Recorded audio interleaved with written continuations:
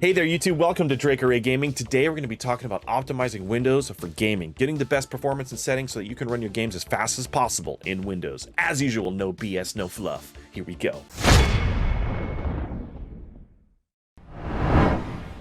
Alright, these aren't in any particular order, so don't get all crazy with me. But let's start with your startup settings. What you want to do is right-click on your taskbar down here anywhere. This is your Windows bar.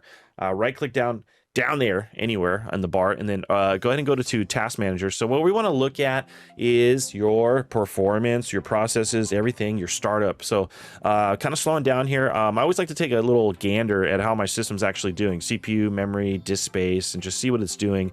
Make sure my base speeds look good, my cores and clock rates all look good here. If you don't know what this is, I have a separate video on it, but I like to make sure everything's looking good there. But let's look at startup apps. So this is where you can disable or enable different apps that when your system turns on, things that are going to automatically start running in the background, etc. So you can see let me sort these by status, right? So you can see that they're enabled and then disabled. So I have things that I normally use, like my antivirus. Like honestly, I don't even use Cortana, so I'm gonna disable that. Microsoft Teams got re-enabled somehow. Goodbye.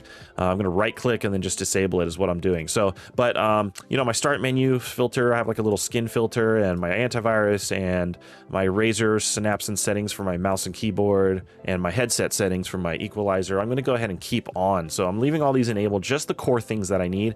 All this other stuff that was just taking up different power from my system and slowing me down, I've disabled all of them. Then what you want to do after you do that is like reboot, and then only the things that you really need will be running in the background processes here. And sometimes you can't just see them all down here.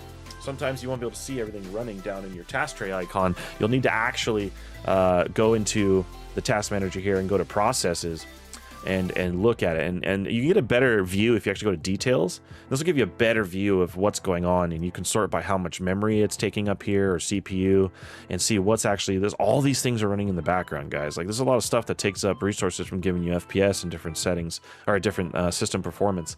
So you got to go through here and make sure that just what you need is running. Another thing is your power settings. And what you want to do is get into the power options. You can go through the control panel, or you can just go down to your Windows menu and type power options, and then go to edit the power plan.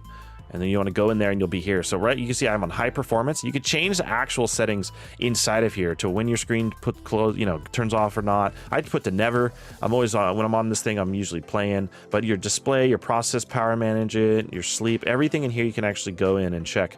So I tell it not to turn the display off ever, or hibernate my drives or anything like that. So typically these will be set. You can even put ultimate performance. I might even try that. Let's go ultimate performance profile, click OK, and then save changes and close. That's another good one. Right click on your desktop anywhere, and then click display settings. And then what you want to do is go in here and make sure that everything matches. So we're going to go to advanced display information at the bottom, and you want to see what refresh rate it's at. So I'm at 240 Hertz. At 1080p in desktop mode, and my active signal mode is actually up to 1440p, 240 hertz. So you want to make sure. So if this is not set right, go to display adapter properties, go to monitor, and you can change your refresh rate here, click apply and OK. If you have any issues with that, it should revert, but you want to make sure you're actually seeing the frames. Otherwise, if your settings aren't set in your monitor, you won't see them. What you want to do too is silence notifications. So any of these apps that send you a bunch of notifications, you want to go into their settings for them and go to notifications and turn them all off. And that's what I've done here in like my RYZEN synapses, and then click OK. So any apps you have running down there, go ahead and turn off the notifications for any of them so they don't bug you during gaming. Another thing you can do is search game mode. And Windows 11 has a built-in game mode, and you can turn it on or off by searching game mode and going to turning on game mode here, this little dial. That helps a lot. Another thing you can do is make sure all your drivers in your Windows settings are up to date. It can really, really help a lot. Or if you need to roll back to a previous driver, you can. But as you can see right here, I'm up to date. I have the latest drivers. You can also type update and says check for updates in Windows 10. See, it says I'm up to date. Make sure all that's up to date, the usual stuff.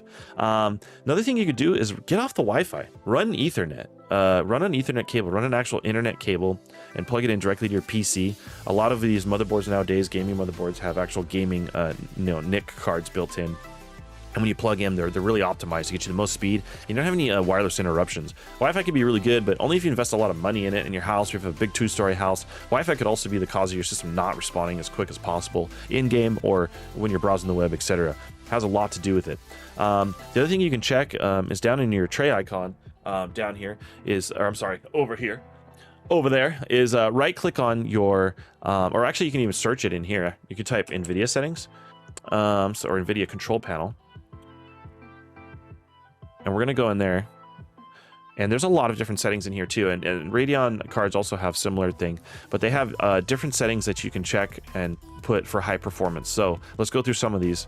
So a lot of the settings in here too, you can see are on or off and etc. You can do a lot of tweaking, but to make it not super confusing, you can see right here on texture filling quality, I have high performance turned on. You can restore the defaults at any time, but I went ahead and put shader cache unlimited, application controlled for the refresh rate on my monitor, threaded optimizations, auto, triple buffer. I turned off VSync, so a lot of these settings can help a lot too. But make sure you turn on quality to high performance and look in here to see what other settings you can set up. Some people see better performance with G-Sync turned on.